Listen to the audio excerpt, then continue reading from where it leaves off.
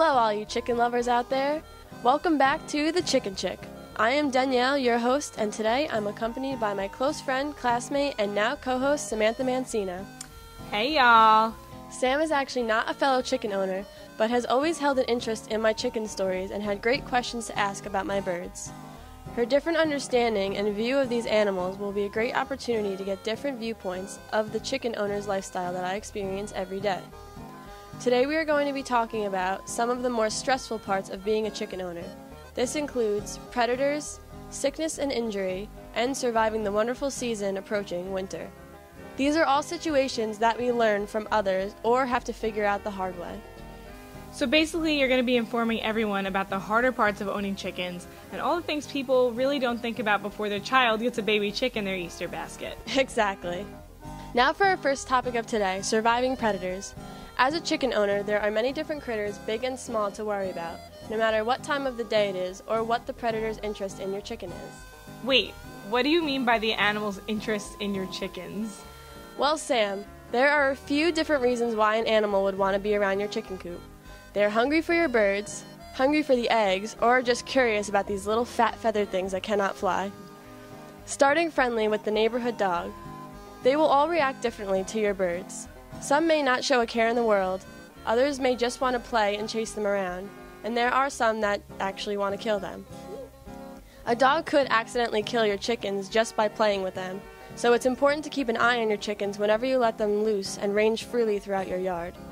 No matter what though, it's important to be careful with domestic animals around your neighborhood. Even cats could cause problems with your chickens, especially when your birds are still young, and like I said earlier, hens are pretty easy prey. So I know that you have cats. Have you had to ever experience problems with your cats and the chickens? Well, at my house I've never had any serious problems with any domestic animals. We do have a border collie that lives next door, but he seems to show more interest in the food the chickens are eating rather than the birds themselves. But we're still careful with him. He's a very well-trained dog and knows not to bother the birds through us introducing him to them and showing him that we are their protectors. There are also a lot of cats around my neighborhood, like what you asked, including the 3 that I have, that are all pretty much indifferent to my birds. Other than domestic animals, I did face some issues with the nocturnal animals, which led my chicken coop to looking the way it does today. Oh, that makes a lot of sense now, seeing how your coop area is set up and the way that you lock up your chickens at night. There's actually a hilarious story about some raccoons that led my coop to being the way it is today. We actually started off with a normal chain link fence with no cover and a small little homemade chicken coop inside. But we learned that this wasn't the best decision.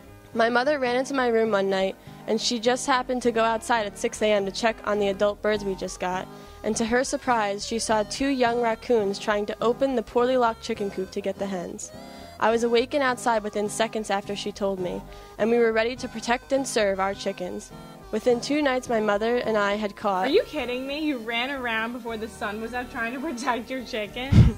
We weren't trying to protect them. We did protect them. We caught 3 teenage raccoons like wild women and brought them as far away from the chickens as possible. The amazing part is actually what we discovered these raccoons were capable of with their little thumbs.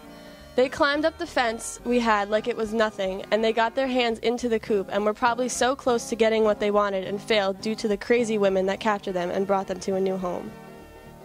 Okay, so you saved your chickens, but what would the little raccoons do to your big chickens? Raccoons, especially the ones my mother and I caught, were adorable, but they did not try to get into my chicken's coop just to make friends. Raccoons are known for trying their best to eat your chickens, and you get left with a sad, bloody mess they leave behind.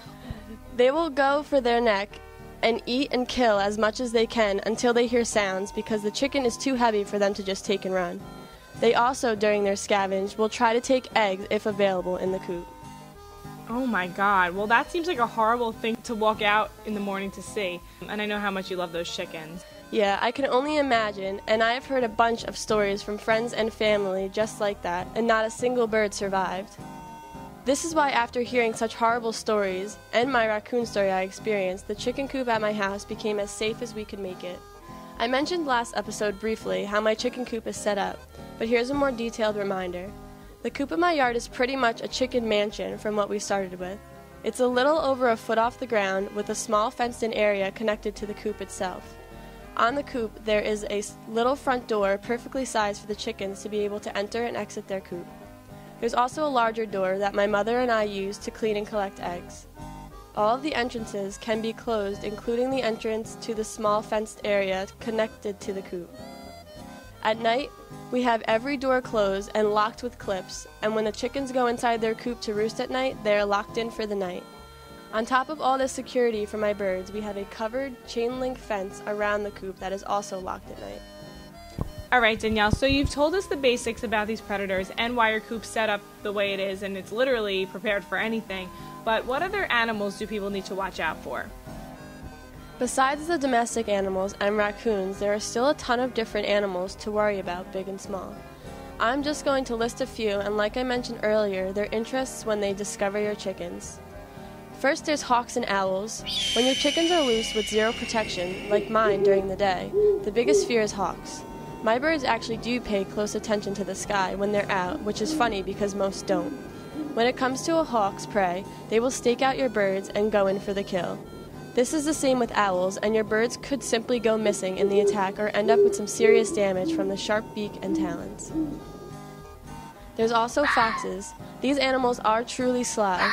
Just like a hawk, they will stake out your bird, but rather than for a short amount of time, they'll stake them out for days and possibly even weeks before attacking. They can dig deep into the ground, and they can jump extremely high, which many people are unaware of.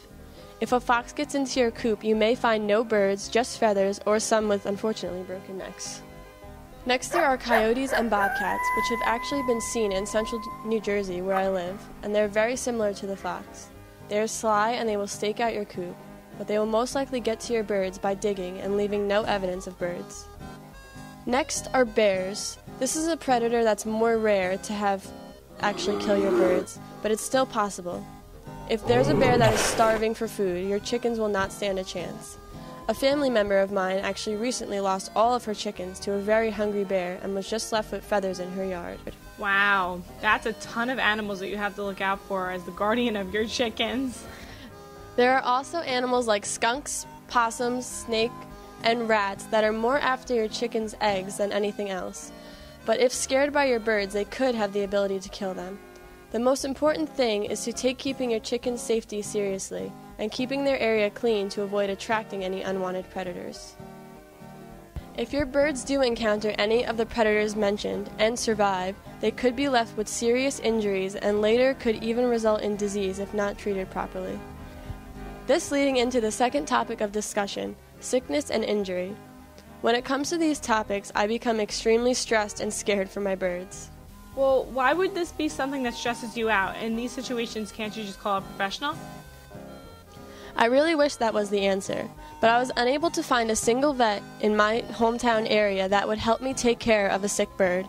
One of my adult birds was sick, and I must have called and been recommended to 15 different vets that could not help me with my bird. They will only take care of your birds as a flock if there's a problem with them as a whole, not just a single bird. This is something that was really devastating to me. I had to search the internet and ask chicken owners I knew to help me with the situation. Wow, are you kidding? So basically you're on your own, you're your own vet when it comes to your chickens. Have you ever had to really do something with your birds that basically made you become the vet? Yeah, I actually have had to deal with a situation like this. My chickens, like I said before, don't have a vet. And between my mother and I, we provide literally every form of care for these chickens. I have been in a few situations where I had to learn how to be a vet for my birds. I had one sick bird that we thought was the beginning stages of being egg-bound, and we were searching the internet and talking to a few people that agreed by the symptoms that we told them. When your hen is egg-bound, it means that for one of several reasons, the chicken has an egg stuck in her pelvis. In this situation, I had to learn the anatomy of my bird and try to find out by sticking my finger in her if she was egg-bound. This ended up not even being the situation, but the bird did pass due to sickness, and we had to quarantine her from the other birds in this process. That's really sad. I remember when you told me about that. You did mention to me that this bird was about 4 years old, so that doesn't make her a young bird. At least you did all you could to help her live out the rest of her days. That was actually the best way for me to look at the situation. The most important thing to do, though, is to keep an eye on your chickens and always be aware of possible symptoms. A good chicken owner will notice even the smallest symptoms, like how their comb looks, or even the way that they're acting. If you discover that a bird is sick, make sure you find out what it is and how you can treat it. There are a lot of different things you can purchase and home remedies to help your chickens when they are sick or injured. Well, can you actually prevent these diseases in your chickens? Keeping things clean for your chickens and in your coop is number one, but keep in mind birds do carry many diseases already, and they can give them to each other. Make sure that if a chicken is sick, that this sickness is not easily spread to all of your birds, because then, in this case, you can lose an entire flock. When it comes to disease and injuries with your chickens, I have not had too many experiences in this area, but the best way to go about it is searching, reading, and watching videos. Now for my last topic of discussion, which is quickly arriving, is surviving the winter. This is a tough part of the year, but it is quite simple to help your chickens' winter be a smooth experience. What do chickens even do in the winter? Everything's frozen over. I know I never want to leave my house. From the experience, my chickens wanted to get out of the coop area and explore the yard just as much as they did over the summer, but there is a lot less for them to pick and eat at. The chickens do actually stay in the warmer areas of their coop in the winter. Around the smaller fencing of the coop, my mother and I wrap it with a big tarp to reduce the wind that really makes your birds cold. Then the inside of the coop has more shavings and stays pretty warm throughout the winter. This year we have 7 birds, and they should be just fine when they go to sleep at night, keeping each other warm. I actually had a close friend who had chickens in the winter, and they survived just fine last year with a coop that barely could even be considered a chicken coop. Other than the birds keeping warm, what do you do for food and water, especially in freezing temperatures? During the winter, I make sure that we have a lot more fun foods and treats for them to eat and enjoy since the weather is not as nice. Other than the treats, they continue to eat their regular feed, but water is also very important. Having water that is fresh and not frozen is tough in the winter, but it's an easy fix. At my house, we have a heated watering tin that we have plugged in with our heated waterer on top. All last winter, we did not have a single problem with the waterer being frozen, but we just had to make sure that the heater was always plugged in. Well, that doesn't seem too difficult. During the winter, it seems like it's just important to pay attention to your bird's needs a little bit more, like making sure the inside of the coop is actually comfortable, safe, and dry, and free of any drafts from the harsh winter winds that blow at night. Keeping an eye on your birds during the winter is definitely the most important thing, and making sure that everyone in your coop seems to be healthy. Now, one last question. What do you do when it snows with your birds? What my mother and I did for our birds was easy for us since we have horses. Now, instead of shoveling their coop area out, what we did was stomp on the snow to lower the amount, and then we placed hay down to make pathways so they're less likely to get frostbite from walking on the cold ground. I can't believe that chickens can get frostbite. There's so much to pay attention to in helping your chickens survive and, of course, have a happy life. Isn't it such a shock to see all the things you have to worry about as a chicken owner? It really is, and I could never imagine doing all of the work that you and your mother do for these birds. There really is only so much you can do until the situation is out of your hands. For me, I always feel good knowing I did the best I could to have helped my chickens. It's so stressful dealing with each of these topics for the first time with your own birds, basically being on your own and solving your problems. It is scary to know that there are predators that will never give up, sickness and injury that can come without warning, and you're the vet, and winters that could kill your birds without the proper care and preparation. This is why I call myself the Chicken Chick. I want to help anyone I can deal with everything that has to do with being a chicken owner, based on what I've learned. Follow me on Twitter and check out my recent posts. I'm Danielle Ballant, the Chicken Chick, with Samantha Mancino, my chicken-loving host. Until next time, my chicken lovers, be safe and good luck surviving it all.